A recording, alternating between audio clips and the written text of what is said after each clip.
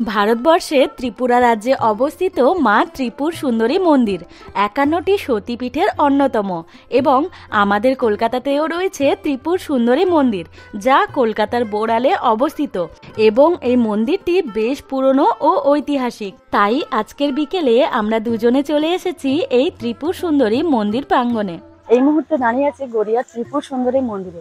এই মন্দিরটা আপনারা কিভাবে আসবেন এবং এই মন্দিরের নিয়ম কি কি রয়েছে, তার সাথে সাথে মন্দির কখন খোলা থাকে কখন বন্ধ হয়, প্রসাদ গ্রহণ করতে পারবেন কিনা, সমস্ত তথ্য থাকবে আজকের ভিডিওতে।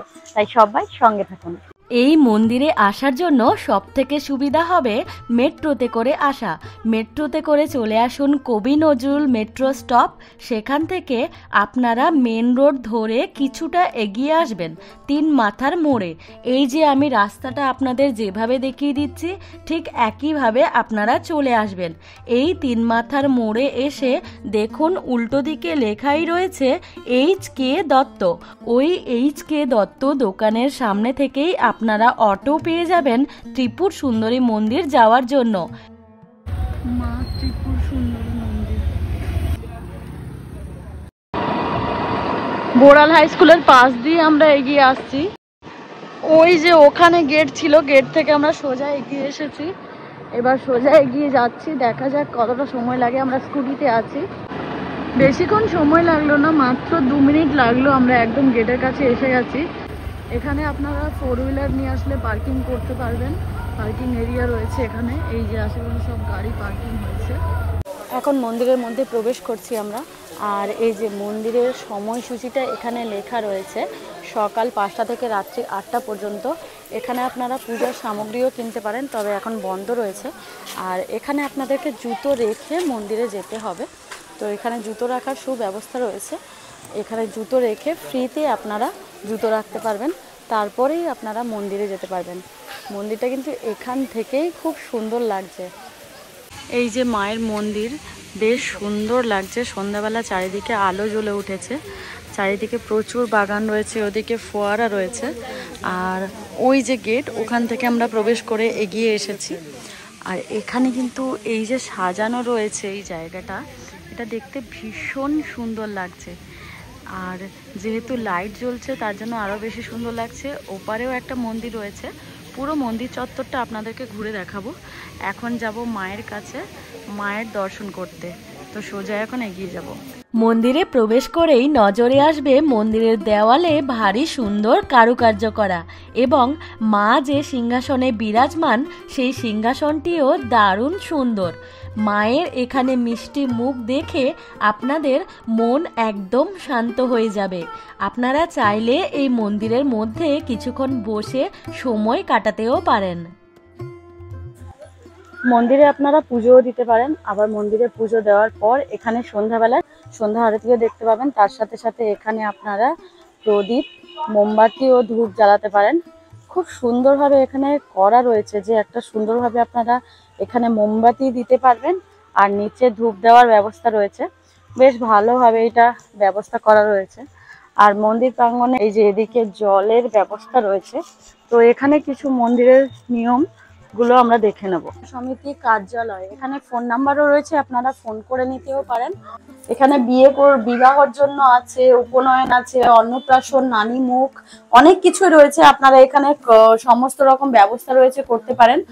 আর এখানে একটি মিউজিয়ামের মতো করা রয়েছে, যেখানে এই মন্দিরটা যখন তৈরি হচ্ছিল তো সেই সময় যা যা পাওয়া গিয়েছিল সেইগুলো এখানে খুব সুন্দরভাবে সাজানো রয়েছে, কাঁচের শোকেস করা রয়েছে।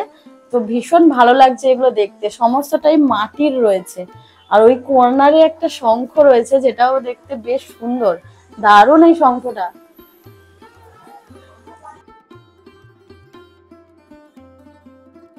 এই যে এখানে বিয়ে হবে হয়তো, তো তার জন্য একজন বউ রেডি হয়ে চলে এসেছে, বউ বর দুজনেই, তো বিয়ে হবে ওদের। আর মন্দির প্রাঙ্গণে এই যে মন্দির দেখতে পাচ্ছেন, মন্দির থেকে আপনারা ডান দিকে এলেই দেখতে পাবেন এই নিয়মাবলীগুলো রয়েছে। তার সাথে সাথে এই মন্দির যখন তৈরি হচ্ছিল তখন মাটির তলা থেকে যা যা পাওয়া গেছিল সেগুলো এখানেই সংরক্ষিত করে রাখা হয়েছে, চারিদিকে প্রচুর ফুলের বাগান রয়েছে আর মন্দিরটা চারিপাশ থেকে দেখতে দারুণ লাগছে। টোটাল 9টা চূড়া আছে এই মন্দিরের। সামনে থেকে দেখলে মনে হবে 5টা, আবার এদিক থেকেও দেখলে মনে হবে 5টা, এইভাবে। তো দারুণ লাগছে, মন্দিরটা চারপাশে ঘুরছি। আর এই মন্দিরটার সময়সূচি আমি আপনাদের জানিয়ে দিই। ওখানে লেখা আছে সকাল 5টা থেকে রাত্রি 8টা পর্যন্ত। তবে এই মন্দিরটা কিন্তু দুপুর 1টার সময় বন্ধ হয়ে যায়, মানে মন্দিরের দরজা বন্ধ হয়ে যায়, মায়ের বিগ্রহ দেখতে পারবেন না দুপুর 1টা থেকে বিকেল 4টে পর্যন্ত।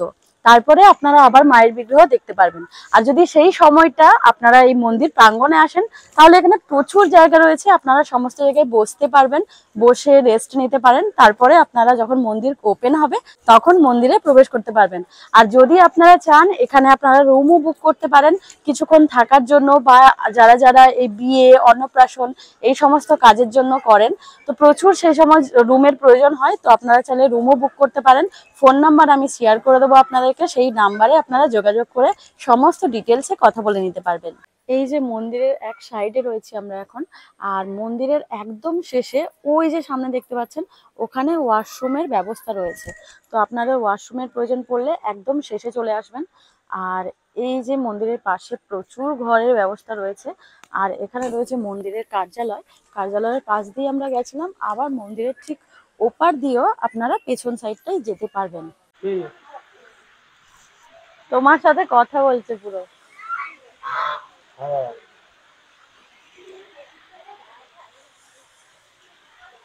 মন্দিরের এক সাইডে ফোয়ারা চলছে, আর সেখানে এই দুটো হাঁস দেখতে পাচ্ছি।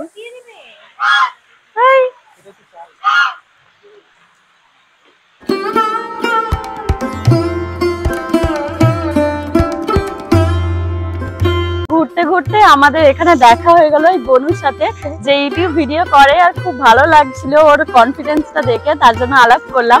তোমার চ্যানেলের নাম বলো? আমার চ্যানেলের নাম হচ্ছে অনিশা ঘোষ অফিসিয়াল। তো অবশ্যই ওর চ্যানেলটা দেখো, ও হাসি হাসি ভিডিও করে, ওর ভিডিওর কন্টেন্ট খুব সুন্দর। ভালো লাগলে অবশ্যই লাইক, শেয়ার, সাবস্ক্রাইব করো। ঘুরতে ঘুরতে পরিচয় হলো, তার জন্য ভিডিও আমার ভীষণ ভালো লেগেছে। তো থ্যাংক ইউ। এরপর সন্ধ্যায় শুরু হয়ে গেল সন্ধ্যা আরতি। মায়ের মন্দিরে প্রতিদিন সন্ধ্যা 6টার সময় আরতি হয়, তবে সিজন অনুযায়ী সময়সূচিটা কিছুটা পরিবর্তন হয়।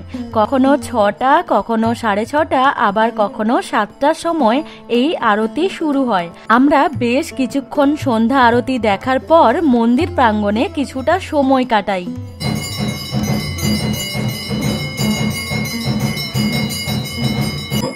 মন্দিরে এখন আরতি হচ্ছে, তো আমরা অনেকক্ষণ আরতি দেখলাম, দেখতে দেখতে এখন বাইরে বেরিয়ে এসেছি।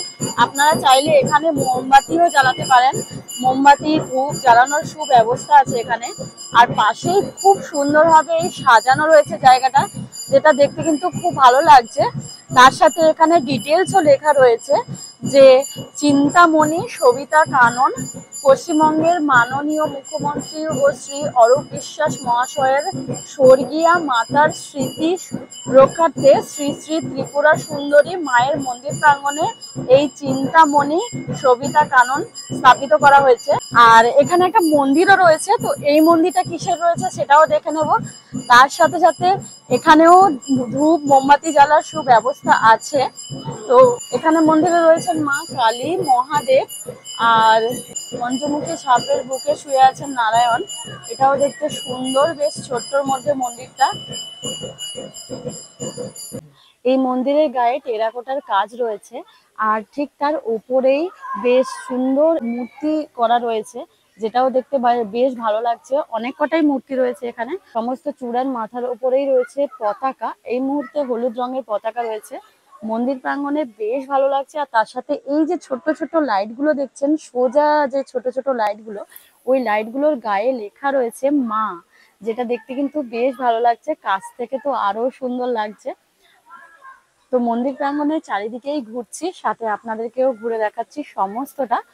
আর এপারে রয়েছে ফোয়ারা, এবং ফোয়ারাটা পুকুরের মাঝখানে রয়েছে। এই পুকুরটা রয়েছে, সেই মাঝখানে ফোয়ারা চলছে, যেটাও বেশ দেখতে সুন্দর। মন্দির প্রাঙ্গণে প্রচুর বসার জায়গা রয়েছে, আর বাগান রয়েছে। ভীষণ সুন্দরভাবে সাজানো মন্দির প্রাঙ্গণটা। একদম মন শান্ত হয়ে যাবে যদি একটা বিকেলেই মন্দিরে চলে আসেন। এখানে এসে যদি আপনারা প্রসাদ গ্রহণ করতে চান, তাহলে প্রসাদের জন্য কুপন কাটতে হবে। এইখানে রয়েছে ক্যাশ কাউন্টার, ওখানে গিয়ে আপনাদেরকে প্রসাদের কুপন কাটতে হবে। আর এই যে মন্দিরের একদম ডান দিকে পেয়ে যাবেন। এই মন্দিরের গেট থেকে প্রবেশ করবেন, প্রবেশ করে এগিয়ে এলেই এই ডান দিকে পাবেন। এই কুপনটা কাটার জন্য আপনাদেরকে আসতে হবে সকাল সকাল 9টা থেকে কুপন দেওয়া শুরু হয়, আর প্রসাদ দেওয়া হয় দুপুর 1টা থেকে। এই মুহূর্তে আমরা একদম চলে এলাম মন্দির প্রাঙ্গণের পেছনের সাইডে। এখানেও প্রচুর বাগান রয়েছে, এদিকে রুম রয়েছে, আপনারা বুক করতে পারেন। আর এই মন্দিরটা আমাদের দেখা আজকে কমপ্লিট হয়ে গেল। ত্রিকুট সুন্দরী মন্দিরে এসে আমাদের খুবই ভালো লাগলো। আর আজকে আপনাদের ভিডিওটা কেমন লাগলো অবশ্যই একটা কমেন্ট করে জানাবেন। ভালো লাগলে লাইক শেয়ার সাবস্ক্রাইব করে পাশে থাকবেন। সবার সাথে দেখা হবে নতুন ডেস্টিনেশনে।